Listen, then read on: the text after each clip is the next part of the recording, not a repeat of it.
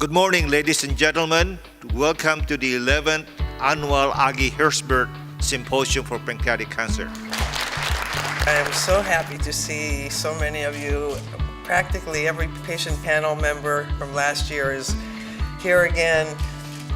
It just feels like a family reunion, honest to goodness, and that comes from my heart. We have a superb panel of speakers arranged for you for this symposium. Our first speaker is Dr. Tim Donahue, which will address the surgical management of 2015. Patients are for the most part staged into being potentially resectable, borderline resectable, or locally advanced, which are tumors that have grown a little bit too large to involve the local vasculature, or metastatic in those with distant spread. And the potentially resectable patients are offered surgery first and then receive chemotherapy after surgery. The borderline resectable and locally advanced patients are treated with chemotherapy or radiation therapy to try and shrink the tumor away from those blood vessels to attempt a margin negative resection eventually. And metastatic patients at this current time are treated with chemotherapy, occasionally radiation therapy. Dr. RAMAN MUTHUSAMY will be addressing the issue of endoscopic diagnosis of pancreatic cancer.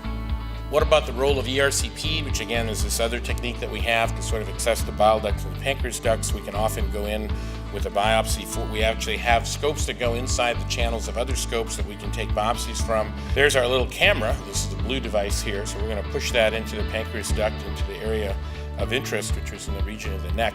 And then we start putting out our little optical probe here, which allows us to directly look inside the pancreas. So you're looking right inside the main pancreatic duct.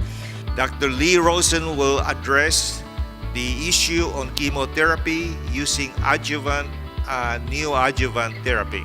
If we believe we have a chance at curing the cancer, surgery has to be involved. People don't usually die from tumors that were removed, right?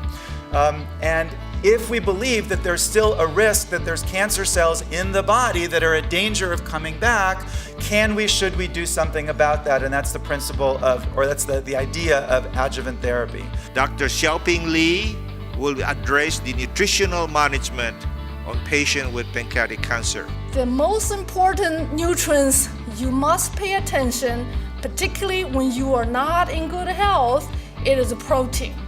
Why? Protein is not something our body can make all just from carbohydrate or fat. And meanwhile, it's our main support of our body organs. We will conclude our meeting of the day with a patient panel discussion on cancer survival, their journey through the disease, and it will be moderated by Dr. Joe Hine and Dr. Howard River. I feel incredibly grateful for every day that I have and have had, and that includes the days I had dealing with my disease. I wanted to get well with every fiber of my being. Yes, I cried and whined a lot, but I picked myself up and continued to fight. When you go into this, you need a team. I cannot even understand in my wildest dreams how any human being could go through this process alone.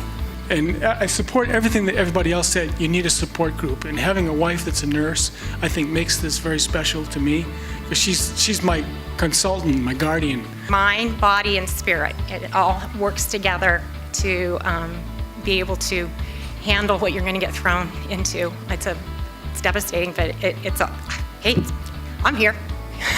Thanks to an amazing medical team. Yeah, thank you.